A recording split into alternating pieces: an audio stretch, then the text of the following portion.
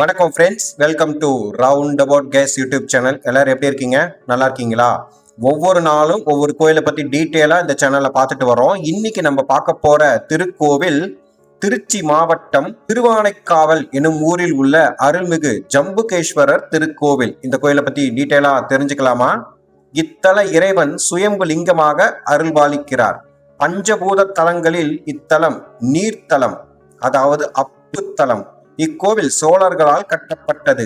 சிவனின் தேவார பாடல் பெற்ற 274 சிவாலயங்களில் இது 60வது தேவார தலமாகும்.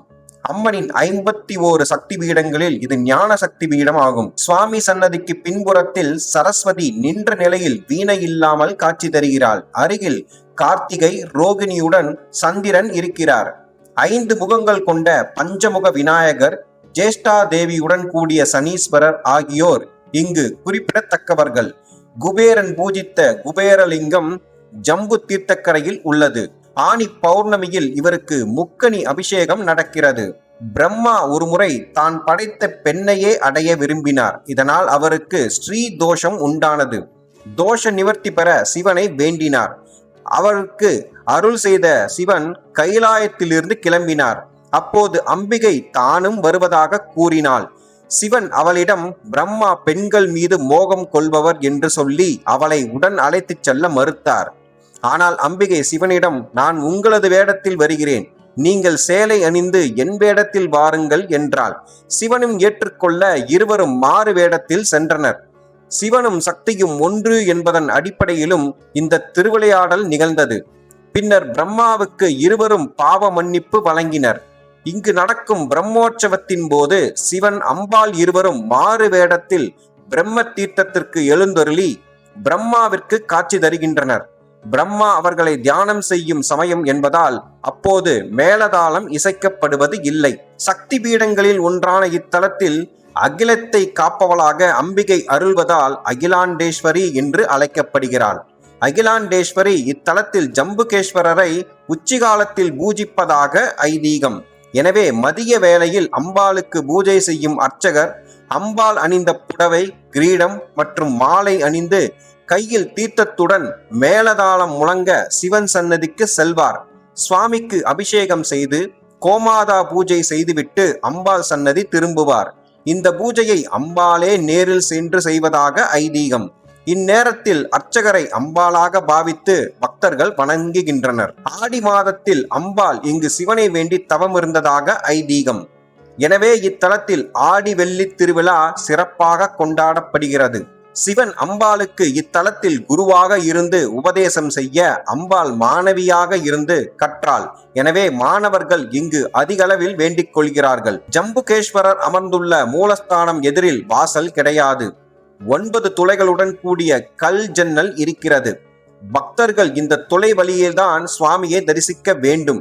இந்த ஜன்னல் மனிதன் தன் உடலில் உள்ள 9 வாசல்களையும் அடக்கி சிவ தரிசனம் செய்ய வேண்டும் என்பதை உணர்த்துகிறது. சிவாலயங்களில் ஐப்பசி பௌர்ணமியில் அன்னாபிஷேகம் செய்வது வழக்கம்.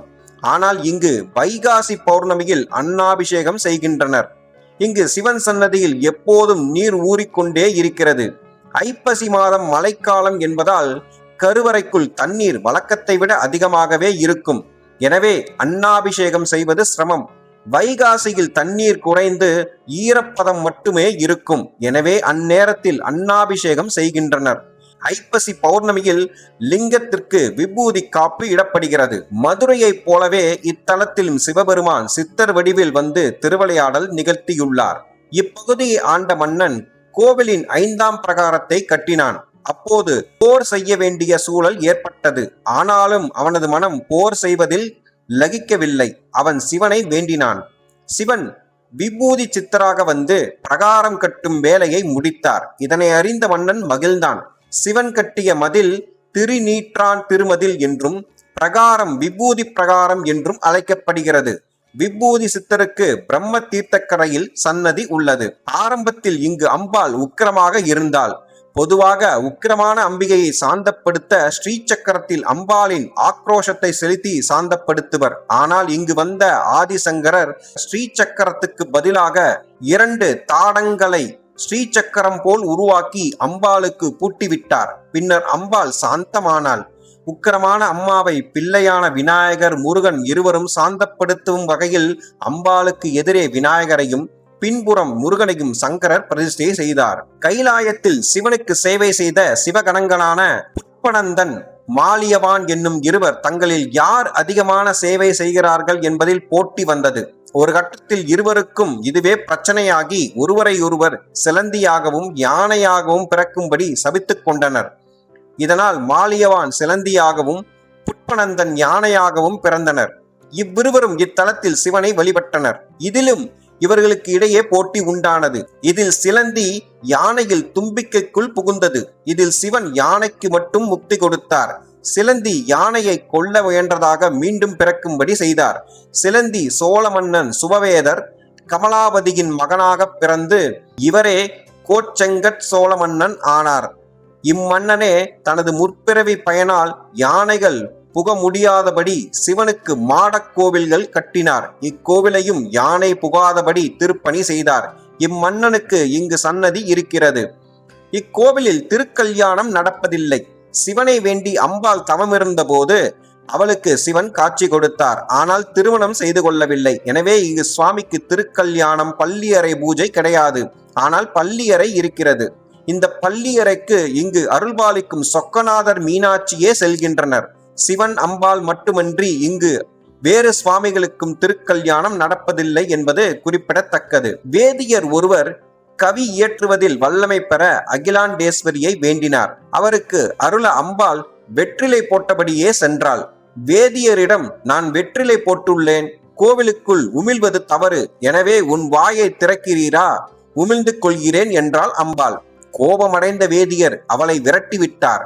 அதே நாளில் கோவிலுக்கு வரதர் என்ற பக்தர் வந்திருந்தார். அவர் கோவில்கள் சுத்தமாக இருக்க வேண்டும் என்பதில் மிகுந்த அக்கறை உடையவர்.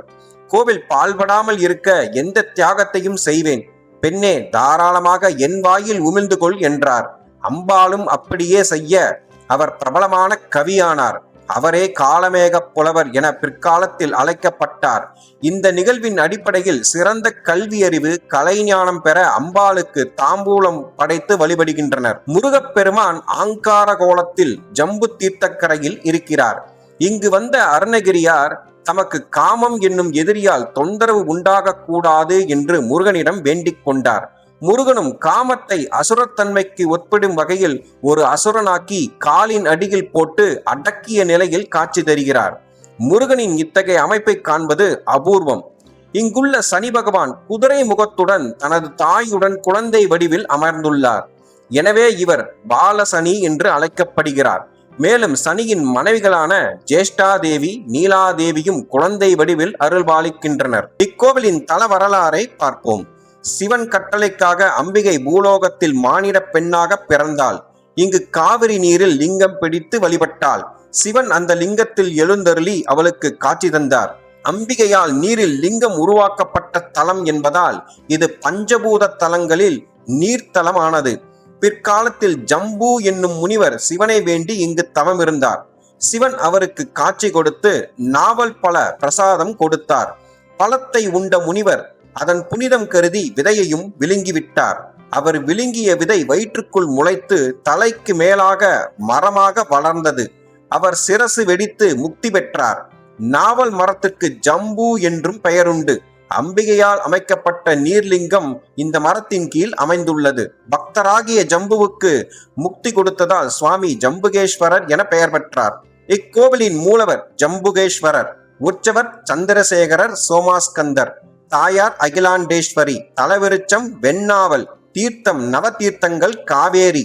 புராண பெயர் திரு ஆனைக்கா, இப்போது இருக்கும் பெயர் திருவானைக்காவல். இக்கோவில் காலை 5:30 முதல் மதியம் 1 மணி வரையும், மாலை 3 மணி முதல் இரவு 8 மணி வரை திறந்திருக்கும். இக்கோவில் திருச்சி சத்திரம் பஸ் ஸ்டாண்டில் இருந்து 6 கிலோமீட்டர் தூரத்தில் திருவானைக்காவில் உள்ளது.